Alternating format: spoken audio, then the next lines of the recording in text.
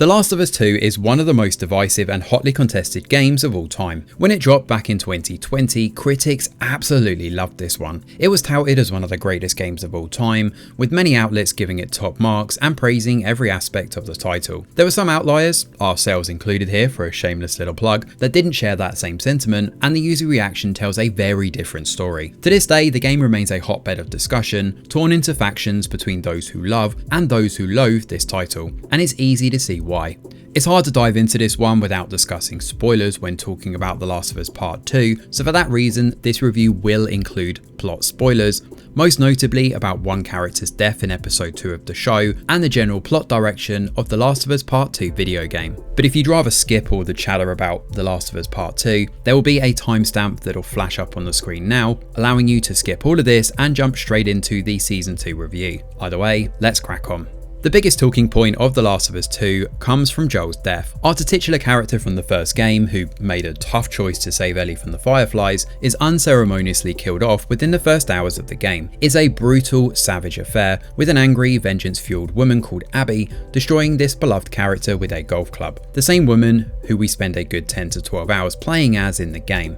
The other half sees you playing as Ellie, hunting down Abby's group and looking to exact revenge no matter the cost. The game flits back and forth between Ellie and Abby, and playing as Joel's killer is a very bold choice, and one that's inevitably split the fanbase. The game does use every psychological trick in the book to railroad you into feeling empathy towards her though, and growing disdain for Ellie. Abby has the better combat options, more explosive gunplay, and she can destroy infected with her own bare hands. It's just generally a more pleasant experience to play as Abby, and that's by design. It also feeds into the psychological aspect of nudging players into a good experience with Abby and a bad experience with Ellie, and this also extends into visceral QTE sections too. At one point, Ellie is forced to kill a dog that jumps at you with a hit of a button.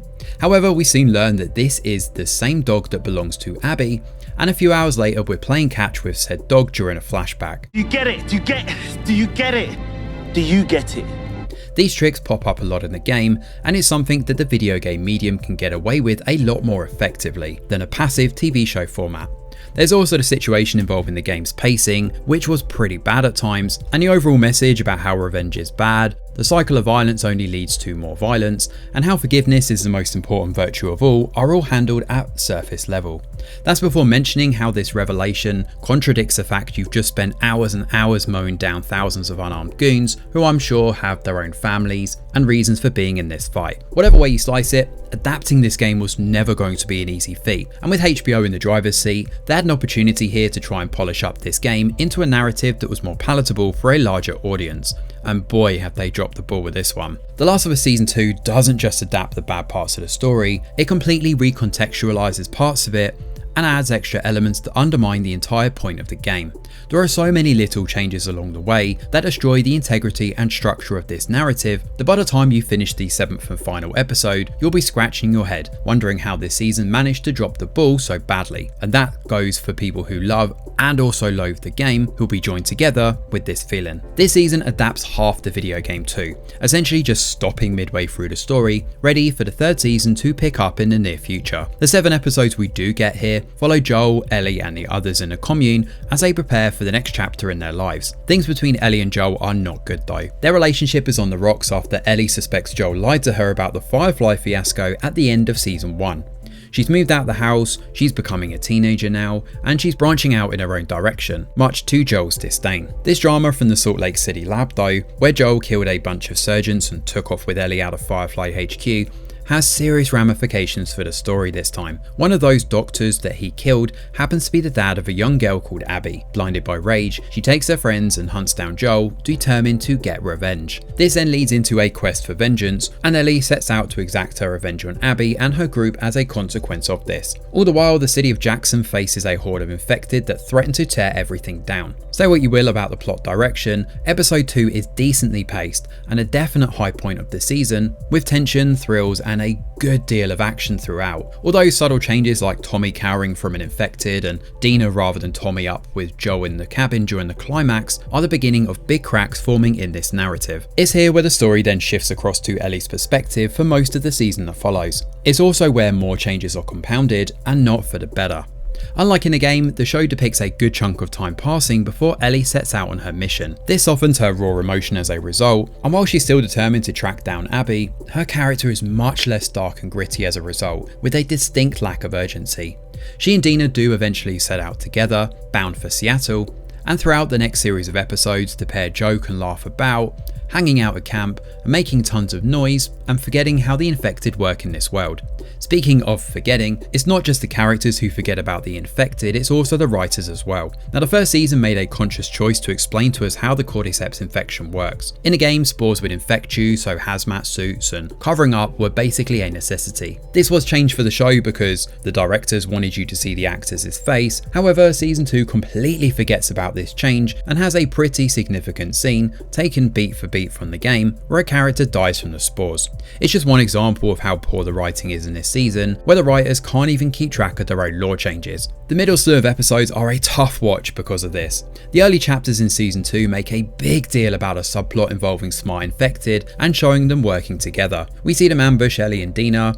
We also see them working together to attack Jackson, and there are quite a few extreme close-up shots of the tendrils from the cordyceps infection working its way through pipes or underground sections. It's great stuff and ratchets up the tension, but then the second half of the season just completely abandons this plotline. In fact, they're turned into an afterthought most of the time. Instead, we get a lot more walking and talking, and while that in itself would be fine, it's made painfully dull by the fact Dina and Ellie have zero chemistry together. The biggest culprit of that though stems from Bella Ramsey's performance and portrayal as Ellie. It's nothing short of a disaster and one of the biggest miscasts in Hollywood history. It's hard to put into words how bad her performance actually is, but when you compare some of her scenes against Ashley Johnson's excellent voice performance in the game, I think I'm pregnant. I just need to rest for a second. Are you fucking kidding me? How long have you known? We could have still turned back. I didn't know. I wasn't sure, okay? I didn't want to be a burden. Well, you're a burden now, aren't you? 2 lines means pregnant. And here's a couple more. So, we're having a baby. I'm gonna be a dad. it's embarrassing how little range Ramsey actually has. The only saving grace here is that Caitlin Dever's portrayal of Abby is fantastic. She doesn't get many scenes or lines this season, but damn, when she is on screen, she absolutely chews the scenery and shows how she's a great actress. She absolutely wipes the floor with Ramsey in the moments that they share, and at least with her as the focal point in season 3, we may get some good acting to go with the story. It's actually pretty crazy because what's funny here is that they managed to do what the games failed to do, and they make you want Ellie to fail. Whether this character has been self-sabotaged or not is up for debate, but it's a particular problem when this is the actress you're resting your entire show's narrative arc on. The revenge mission itself not only suffers from these constant jokes and Marvel-esque humour that's infected everything nowadays in entertainment, but it also muddies the water significantly when it comes to core motivations. In a game, Ellie had so much more conviction and urgency that you knew she was in control of every situation. In a TV show, meanwhile, Ellie is constantly questioning her own actions, driven forward by Dina planning and guiding her, or being chewed out by Jesse to get her back in the game. You never get the feel of this version of Ellie actually being the one leading this pack, and that's a big problem. The show does attempt to add more depth to the conflict though, expanding out the city of Seattle with an ongoing feud.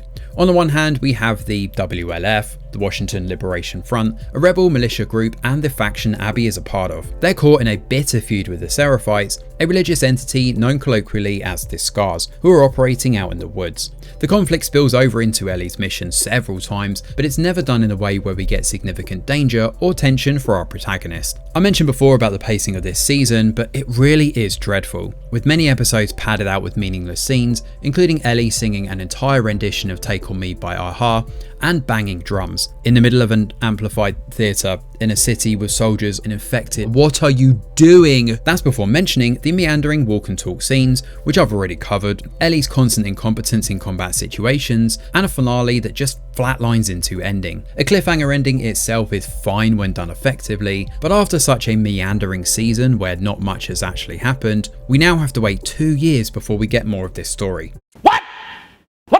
The problem with that is it's going to give viewers a lot more time to chew over and digest what they've seen so far, and I have a feeling a lot of those people are going to leave with a bad taste in their mouths. When it comes to the visual design and production of this season though, The Last of Us is still a pretty show, helped along by HBO's budget of course, albeit it's not quite to the same level as we saw in the first part. Seeing this post-apocalyptic version of Seattle is pretty great, and some of the sets are genuinely beautiful to look at. The camera work is quite good across the board too, and there are a couple of very nice tracking shots here, especially when it mirrors some of the great directing seen in the game. Seeing a forest suddenly light up with torchlight is eerily intoxicating and contrasts nicely with the frozen and snowy version of Jackson we see early on. These are but two examples, and the series is littered with many scenes like this. Overall though, The Last of Us Season 2 is not just a bad adaptation of source material, it's just a bad season of TV full stop. Terrible pacing is meshed in with bad dialogue, which is only compounded further by terrible acting and a distinct lack of chemistry on screen. The smart infected storyline goes nowhere, while the contrived writing is mixed with a jarring tone that can't quite decide if it wants to be a quirky upbeat road trip or a genuine exploration of anger and grief like the game was. Somehow The Last of Us Season 2 has united a divisive fanbase into agreeing on one fact: this is not a good adaptation. Whether Season 3 can actually turn things around or not is still up for debate, but it will need to pull off something special to come back from this car crash of a season.